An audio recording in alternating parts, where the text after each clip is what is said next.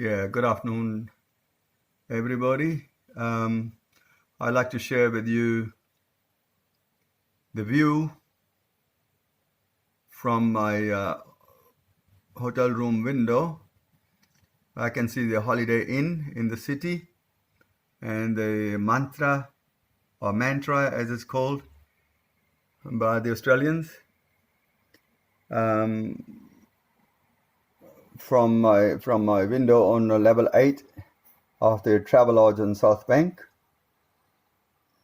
And I can also see the Langham, Melbourne on the other side across the road. I can also see the palm tree, but I can also see part of the coat hanger bridge on the left-hand side, right in the corner, and part of the Flinders station from my hotel window. So it's not a bad view. You can see the city skyline partly, and you can see all the greenery, the trees on the ground. And there's very little traffic because of the lockdown or the restrictions introduced by the federal and the state governments to limit the spread of the virus, the coronavirus, for the last few weeks. Now I want to show you the view from the room or inside the room, and I'd like to share also with you the kind of meals I got as a vegetarian. Not sure what kind of treatment the rest of the passengers got. I guess will be very similar to me, but whether they are satisfied or not, it's up to them. I'll share with you my own experience, and this was the lunch today. It's a roasted vegetable salad with a bottle of water, and as milk. There was a dessert that I already have finished. The milk came with the breakfast this morning, and the apple came also with the breakfast this morning. So there's a table, a coffee table with a sofa in the room, and that's the double bed I have by myself. Yeah, and there's a alarm clock on the side. So this is the entrance where you normally would come in, but I'm not allowed to go outside the door. I only open the door when they leave the meal outside, and they knock on the door, and they don't stop there, they just go away. Basically, we are not supposed to see each other. So the only time I open the door is if they have misdelivered a meal, which happened once or twice, where they accidentally put in my meal somebody else's food. So I had to ring the reception, and they said, all right, you can place it outside and they will swap. And normally this was the bag that was put outside the door with the food in there, and normally it will say very clearly vegetarian.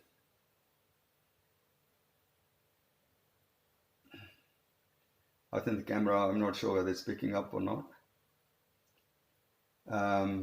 Yeah, so that's the door we are not supposed to open unless absolutely necessary. Yeah. Okay, want to show you the facilities we had. So this is the cupboard next to the entrance door. On the right hand side there's the cupboard, just opened, and in there you have a ironing board, you have an electric iron, you also have a safe, and you have the coat hangers, and on the top there's a shelf you can place all your stuff. but I've chosen not to put anything in there because I'm not going to go anywhere leaving my room throughout the fortnight that I'm here. So today is day 12, and here you have a small kitchen facility. You have the microwave, you have the uh, washing facility, you have a kettle, and all the tea and coffee and the sugar provided. On the bottom of this, here you have a few glasses and plates, and on the bottom of this you have a small bar fridge. So this is empty because I've got nothing in there. On top of this you have cutlery and a couple of tea towels and washing. Okay, now you also have attached bathroom.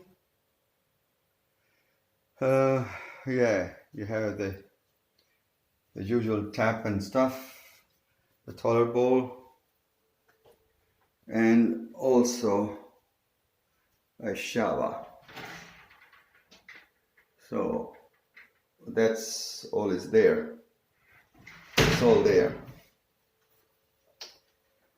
I mean, and every 4 or 5 days they've been providing fresh linen for the bed and the fresh towels and all that. The room is pretty big.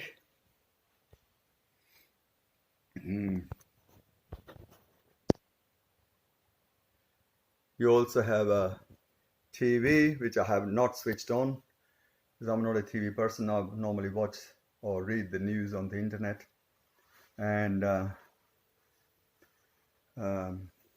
haven't used actually.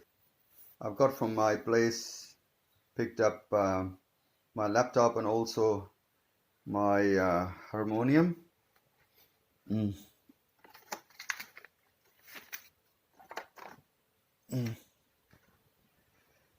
So yeah, I've been busy. I've been enjoying my time here. And then there's also a table with a couple of chairs where I've got all my bits and pieces. So this is basically it. When you want to see the whole thing, it's not bad for one person or even for two people.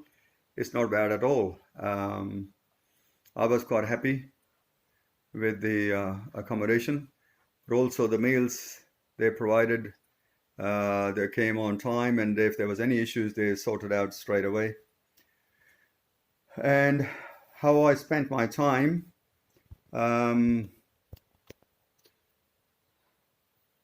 most of the time because I'm an early riser, so that also means I go to bed early. So most of the time I went to bed about 9:30, 10 o'clock at the latest, and woke up at 5:30, and I drink hot water, put the kettle on, and I have my herbs that I take every morning, and the nuts, so the dry fruit that I also got picked up from my place by the government agencies, because we were allowed 2 pickups from our place. So the first pickup from my place was the dry fruit and all the herbs and spices that I needed. The second pickup was the harmonium and the laptop. So because the harmonium was, it's a bit big. It's not as big as a big suitcase, but I wasn't sure because in the paperwork it said that you cannot have more than 12 kilos. When I rang the agency, they said there should be no problem, but it's up to the driver. They said that they haven't had a knockback yet. But I said to my son, if you have to choose between the laptop and sending the harmonium, So send the harmonium, keep the laptop, because I can do without the laptop, but I would rather have the harmonium so I can play every day, and it's very helpful for me to meditate, especially in the evening. So my normal routine was to get up early morning and have hot water along with the fenugreek and flax seeds and all that kind of stuff. I go through my own routine every day. And also the part of the leftover from the dinner the night before, because I normally don't have any dinner. So, and when they deliver the breakfast by 7:30, 8 o'clock, I would have some part of the breakfast, and some would continue to be there, like I have that carton of milk still there. And then after that, I'll have a shower and do some. No, before the shower, I do some yoga exercises because we can't go outside. So this is part of my routine here. Do some stretches and some yoga exercises, and then after cooling down, I have a shower. After shower, I do my puja, my daily routine of praying to God or thanking God, whatever you want to call it. After that, I do some kirtan on the harmonium, play some harmonium, and do some kirtan. And by that time, there'll be a few phone calls here and there. Either people ring me or I'll ring someone either here or overseas. And then the lunch will be delivered. So you have some lunch, and after lunch you can either watch a movie or have a quick nap. And then you have more hot water or a cup of tea. And with the lunch, they also gave us good dessert. So you have that dessert with the tea or with the hot water. And and after that, I would sit down to do my regular kirtan from roughly 5:30, 6 o'clock at the latest to about 8:30, because I don't want to disturb the neighbors. I don't know who my next door neighbors are on either side. And so I was playing the harmonium but quietly, so it doesn't disturb anyone. And I continued this practice even today, and I hope to continue till I go home. I think it's been really helpful to rediscover myself with this quarantine in this hotel. I think the government has done the right thing to limit the spread of this coronavirus. Otherwise, we would have probably had much higher numbers in Australia than we do currently. And if anyone thinks that the government is not doing the right thing, or they're not happy with the being restricted because of they think they have been deprived of their freedom of moving outside or going outside or exercising or not getting their favorite meals, I think it's time to have a revisit this view and really think about it, because this is not the normal time. We are looking at war-like situation. Australia and the rest of the world is in big trouble. There are people dying in every country, and I think we shouldn't be thinking selfishly that I didn't get this or I didn't get that. But instead, we should be thanking the government for doing what they are doing. They're helping us. They are paying for this accommodation and they're paying for all the meals. What else can we expect? We shouldn't be thinking that the country owes us this or that, or the country should be doing for this, or there are some people also whinging about the $2,266 that we had to pay to fly into Melbourne. They were thinking because the Indian government flew the passengers apparently free of cost from various countries into India, and they were saying if India as a poor country can do it, why can't Australia do it? But my view is different. I think we should be thinking how we can help Australia as individuals, as families. This is our adopted country. Instead of being selfish and being self-centered, I think we owe it to Australia to contribute as much as we can while this country is fighting this pandemic. We should be playing our part, and this could be our part if we are happy and satisfied with the services arranged and organized by the Government of Australia in conjunction with the state government. Thank you.